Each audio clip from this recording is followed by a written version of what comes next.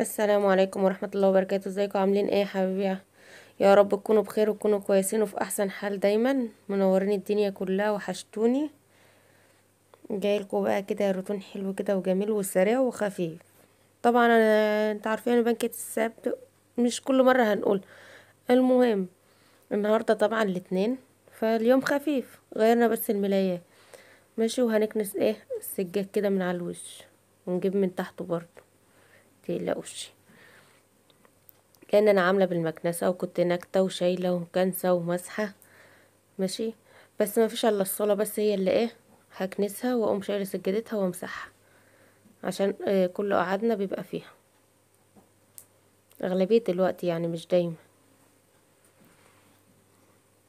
هنا بقى كنت فرشت طبعا الملاية والمفرش، وكان لسه البياضات، قلت اكملهم معاكم. صراحة ما كان ليش مزاج اصور، يعني مش عارفة، جاي لي مزاج كده ان انا مش هصور ولا عايزة امنتج ولا انزل فيديو ولا اي حاجة. حتى الطرحة زعلانة مش عايزة تتحمل.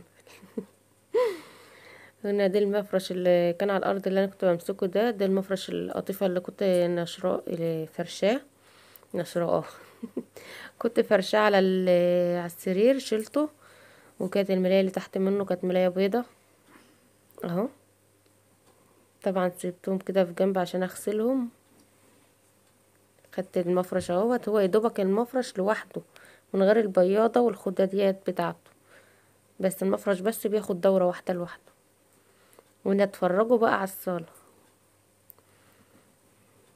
مكان الفطار لسه، كنت لسه مخلصين فطار اصلا. والاكياس اللي هناك ديت كانوا عداوي وجودي نزلوا جابوا لي حاجات من الراجل اللي بينده تحت. ندهت عليه وقلت له يجيب لي حاجات، وهما نزلوا يجيبوها منه من على البواب. بعته هنا، كان رايح يجيب زيت. لا لقى الزيت غلا، فقام جاي عايز فلوس يا ماما، لسه الزيت غالي. تاخد يا حبيبي، انا عارفه اللي فيها. شلت الاكياس كده طبعا ودخلتها، هوريها لكم في اخر الفيديو انا جايبه ايه. اشيل بقى مكان الفطار البطانيه الصغيره اللي انا حطاها على السجاده دي، بحطها علشان العيال لو وقعوا حاجه البطانيه ما تتعكش. مش السجاده ما تتعكش. هو اليوم ملخبط من اوله، كل ما اجي اقول كلمه اقول التانية. يلا الحمد لله. هو العيا مؤثر. انا كنت غايبه عليكم الفتره اللي فاتت دي لاني كنت مكتومه كتمه طين، يعني الدور كنت واخداه. وكون مناخيري دي ما كنتش يعني بعرف اتكلم قد كده، يعني كنت كل ما اتكلم شفت الخنفه اهو. وهنا شلت الدواسات انفضها، واشيل العيش واشيل الدنيا كلها. وجودي كانت قاعده بتكتب واجيبها قبل ما كانت تنزل. والبطانيه اللي هناك اللي على الكرسي اللي عند الباب دي البطانيه دي انا بطبقها واحطها على الكرسي هناك ده، لان أنا بقعد على الكرسي ده وببقى اغطي رجليا بيها، يعني ايه، عشان في الجو ما تكون ساقعه. طول الصيف طبعا ما بتشوفوش البطانيه دي خالص. البطانيه دي صغنطوطه كده وبتدفيني وانا قاعده أهو، عماله برمي ورق وازايز. شفتوا ازازه الزيت؟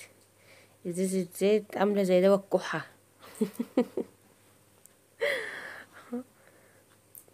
الحته شتت. كانت بتنقط، شفتهم بجري ازاي. والله العظيم لقيتهم بيقول ماما ماما الحته بتشتي يا ماما، الحقي اهي. جايه تدور عليا، ماما ماما الحته بتشتي. هنا كنت قفلت الستاره بقى على البطاطين واللحفه دول، والحافظه اللي كانت منشوره، ورحت اجري على الشباك اللي هو في اوضه السفره اللي فيه المنشر التاني، اشيل البطانيه بتاعت اوضه النوم. وعدي قلت له اجري بسرعه شيل البطاطين، انا عملت عليها الستاره نزله.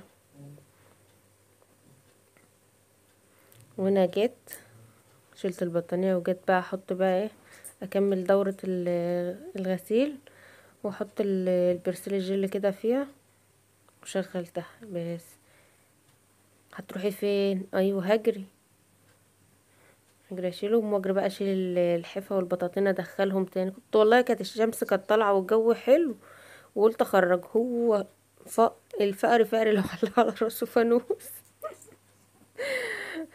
يوم ما كنكت او اخرج البطاطين والحاجه الاقي الحته بتشتي، مش عارفه في ايه، مستقصداني. يلا الحمد لله، الحمد لله يا رب على كل شيء.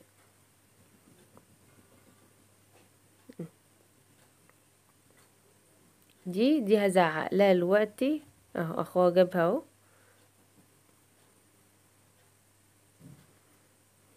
عايزه تتفرج على الشتا، راح تقف على العجله. شفتكم شفتكم انتوا قاعدين تتنططوا على البطاطين واللحفه والحاج ماشي. عاملينها نطيطه. شفت؟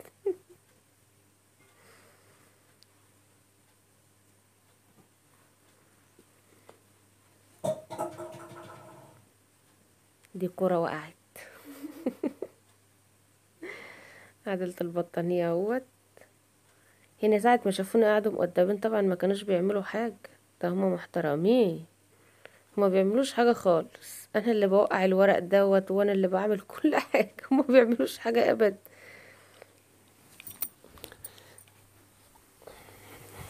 لما نقلب البطاطس واحنا بنمنتج كده معاكم عشان ما تتحرقش.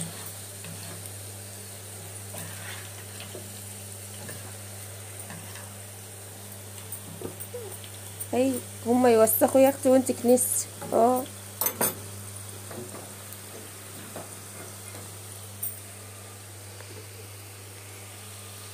هنا كنت بكنس بقى وبخلص. استنوا، كنت بغرف بقى وطلعت لهم بقى الاكل بقى، قلت اما اجيلكوا تاني اكمل. ايوه ما هما هيهدوني ويطلعوا عيني. ده الفيديو ده النهارده والله. اهو هتفضل تنضف في الشباشب ساعة.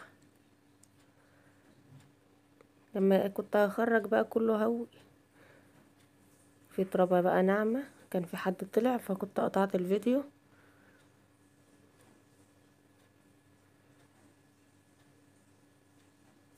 كان حد طلع على السلم، قطعت الفيديو عشان ما ينفعش حد يظهر. هنا بقى كنت بكنس كده. هو كده كده الدنيا رايقة، مفيش الا ورقتين اتنين العيال موقعينهم. الشباشب مش مظبوطة، الكنب مش مظبوط، المخدات عليه بس كده. وغيرت الملايات بس، مع ان الملايات والله والمفرش دي ما بتلحقش.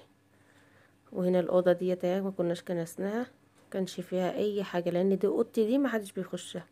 هنا بقيت المفرش اهو، الخداديات والمخدات حطيتهم على الكومودينو عما الدور اللي في الغساله يخلص.